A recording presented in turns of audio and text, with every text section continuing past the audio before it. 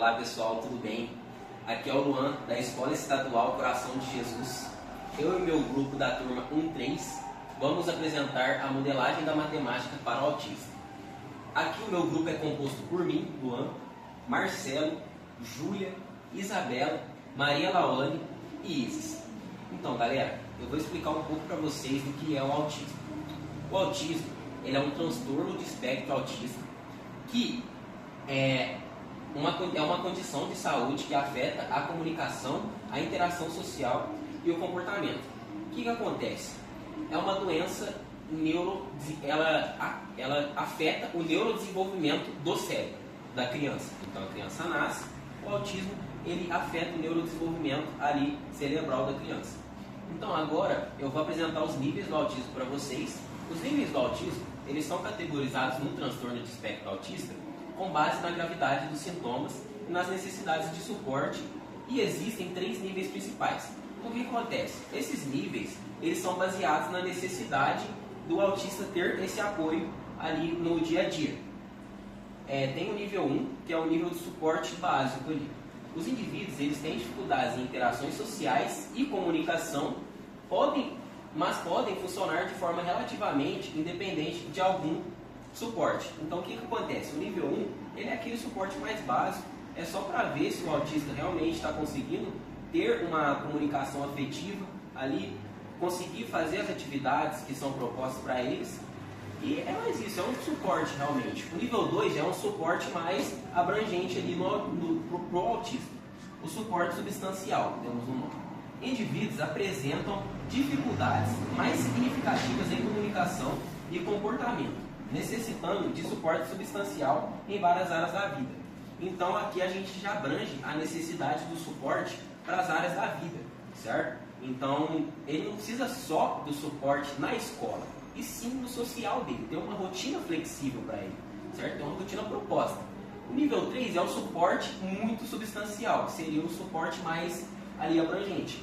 Indivíduos que têm severas dificuldades em comunicação e comportamento, exigindo suporte intensivo e constante para realizar atividades diárias. Então é aqueles indivíduos que precisam de um suporte ali constante de uma pessoa que fica ali olhando o que ele está conseguindo fazer na convivência dele, tanto na escola tanto no social, certo? A gente fez alguns exemplos aqui, né? No caso, o topo da pirâmide seria a parte menor da pirâmide, é o nível 1, né? É o menos abrangente. O meio da pirâmide seria o nível 2, que é o nível que está entre o 1 e o 3, né, maior que o 1, mas ainda menor que o 3, e a base da pirâmide, a base é a maior parte da pirâmide, que seria o nível 3. Agora eu vou apresentar para vocês algumas características de uma pessoa autista, certo? Ela é a dificuldade para interagir socialmente, né, a dificuldade para iniciar e manter um diálogo. O que acontece? O autista ele não consegue manter um diálogo frequente ali. Então, aquela pessoa que está no suporte com ele, ela pode chegar e começar a perguntar, fazer perguntas para eles e tirar alguma opinião dele, certo? O comportamento repetitivo. Essa é uma característica que ela pode sim ser muito destrutiva para o autista, assim como pode não ser. Por quê? Ele pode ter um comportamento repetitivo de se auto-bater. Então ele pode ficar se batendo, às vezes ele está em um transtorno, ele começa a se bater e pode ser uma coisa ruim para ele, ou pode ser uma coisa normal, bater na mesa, fazer movimentos repetitivos, certo? O hiperfoco para objetos específicos e cores.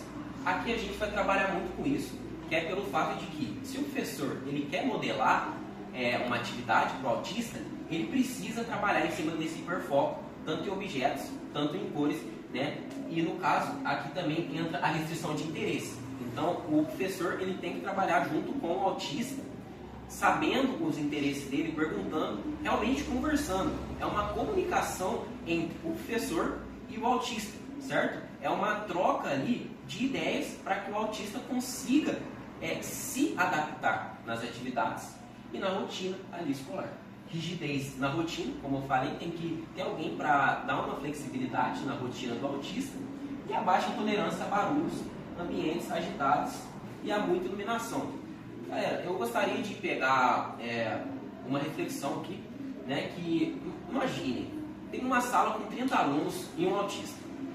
A gente gosta de conversar na escola, a gente começa a conversar, certo? E esse barulho começa a ficar alto. Começa a ficar alto, porque, pô, tem um grupo ali conversando, tem um grupo ali conversando, e começa a ficar alto. Esse autista que a gente sabe, que tem baixa tolerância a barulhos ambientes agitados, ele começa a ter um transtorno, ele começa a querer ter um transtorno. Então, a gente tem que pegar e conscientizar. A gente chega e fala, pô, ó, o meu amigo autista ali, ele tá começando a ter um transtorno. Então, o que eu tenho que chegar e fazer? Eu saio do meu grupo, eu falo, ó, galera, vamos conversar mais baixo, e eu começo a conscientizar as outras pessoas, né? E ajuda, né, esse autista na questão da baixa tolerância a barulhos ambientes. E agora, a Júlia vai falar um pouco das dificuldades do autista no nosso ensino convencional. Dificuldade de comunicação. Muitos autistas têm dificuldade de entender expressões faciais das pessoas, eles não conseguem sentar e conversar, e as pessoas acabam não ligando, excluindo, e eles não têm muitas amizades por não ter comunicação. Então a gente tem que se conscientizar e trazer eles para os nossos grupos. Dificuldade de adaptação. Autistas têm dificuldade em lidar com mudanças de rotina em novos ambientes, o que gera ansiedade e desconforto. Dificuldade de organização. Autistas têm dificuldade em se organizar, como organizar a agenda de atividades, organizar o material escolar de forma prática e rápida. Dificuldade de atenção e concentração. É igual o Luan está falando. Uma sala agitada, com muitos movimentos, sons altos, os autistas perdem facilmente o foco. Então, para a gente mesmo, às vezes é extremamente complicado aprender, e para eles o ensino é muito desafiador. Dificuldade de sensibilidade sensorial. Sons altos, luzes fortes e até certas texturas deixam eles desconfortáveis e sobrecarregados. Dificuldade de coordenação motora. Autistas lidam com desafios de coordenação motora, como escrever, desenhar e praticar esportes. Dificuldade de expressão de sentimentos. Os autistas eles não conseguem identificar o que eles sentem e nem comunicar com as pessoas. Se eles não sabem o que eles sentem, eles não vão conseguir entender os sentimentos das pessoas. Então, o convívio social é bem desafiador. Agora, o Marcelo vai falar sobre as atividades modificadas para o autista. Conceito, adaptação feitas em atividades profissionais ou sociais para as pessoas autistas. Qual é a dificuldade do autista? A comunicação. Agora vamos falar um pouquinho sobre a definição. A definição, ela é atividades modificadas, que através dessas atividades modificadas, elas ajudam na aprendizagem do aluno autista, deixando ela mais eficaz e eficiente. Ela pode ser feita por jogos, atividades ou estratégias personalizadas. Benefícios: melhor conteúdo, redução da ansiedade e aumento do engajamento. As estratégias são: uso de recursos visuais. A gente pode usar os recursos visuais como imagens, gráficos, cronogramas e outros recursos que podem ajudar e a organizar as informações. Rotina estruturada. A rotina estruturada, ela oferece a previsibilidade e ela também reduz a sobrecarga sensorial. Divisão de tarefas em etapas menores. Ela facilita a sobrecarga sensorial e também facilita o entendimento do aluno. O apoio sensorial, ele serve para oferecer objetos e também ambientes que ajudam no controle da ansiedade sensorial. Agora o Luan, ele vai falar um pouquinho da modelagem da matemática para os autistas. Bem, agora chegamos no conceito principal, nosso objetivo principal, né, que é, no caso, a modelagem da matemática para o autista. Bem, o conceito disso é que a modelagem da matemática, ela envolve o uso de representações concretas e visuais para ensinar conceitos matemáticos, conectando-as às situações do dia a dia. O que acontece? A gente, ao invés de usar conceitos abstratos, como uma conta de matemática, vou dar um exemplo. 5 menos 2. A gente pode colocar um hiperfoco do autista no problema de 5 menos 2. Por exemplo, o o autista ele tem hiperfoco em cachorro. O que acontece? A gente pode falar em que o cachorro deu 5 passos para frente e deu 5 passos para trás. Se a gente pergunta quantos passos ele avançou, ele vai entender que o cachorro, ele vai pensar em que o cachorro deu 5 passos para frente, deu 2 para trás e concluir que o cachorro deu 3 passos. Então a estratégia para fazer a modelagem da matemática para o autista é conectando as situações do dia a dia. A definição é a modelagem da matemática facilita a compreensão de conceitos abstratos, como eu falei, e promove um aprendizado mais concreto e acessível para pessoas autistas.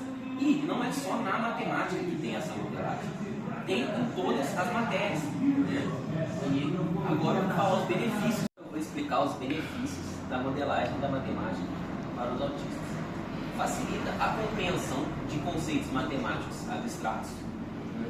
Estimula a autonomia na resolução de problemas. Então a gente ir estimulando as pessoas com esses conceitos do dia a dia, a gente consegue estimular a autonomia da resolução e também melhorar a flexibilidade cognitiva, no caso, melhorar o pensamento deles diante ao problema, ao apresentar diferentes formas de resolver os problemas, certo? E agora, a Maria Lawane vai falar as estratégias para implementar a modelagem da matemática aqui na escola. Uso de matéria manipulada. Para os alunos com espectro autista, temos que reforçar a compreensão matemática usando materiais como blocos mentais, entre outros. Sistemas visuais estruturados. Usar tabelas, gráficos para ajudar na organização de informações e sistemas visuais. Tecnologia assistiva. Tem que ter tecnologia assistiva, calculadoras adaptadas e programas que facilitam o raciocínio. Exploração de temas de interesse. Se o aluno gosta de carrinho, podemos usar soma e subtração como referência.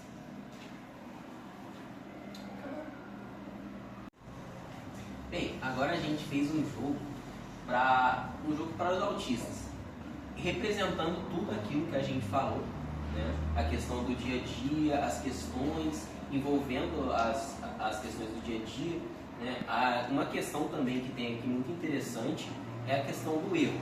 Quando o autista ele erra, ele pode se sentir desconfortável com o erro e não querer jogar mais. Então a gente colocou um conforto a mais quando ele erra, vocês vão ver que mais para frente, e é um conforto que ele vai conseguir entender melhor aquele erro, ele vai conseguir continuar jogando sem ter aquele desconforto, pô, eu errei. Então a gente tentou trazer esse conforto e as questões do dia a dia. E como que a gente estruturou esse jogo? Esse jogo é feito num site chamado Scratch. Então ele é uma ferramenta educacional. A gente mesmo monta o jogo, é do zero. A gente coloca as ferramentas para ser montada aqui. A gente colocou a personagem, colocou as falas, a resposta também vai aparecer aqui embaixo. Então a gente fez o jogo ali simples, mas com os conceitos que a gente colocou no nosso trabalho, certo? Agora a Isis vai colocar para rodar para vocês olharem e verem.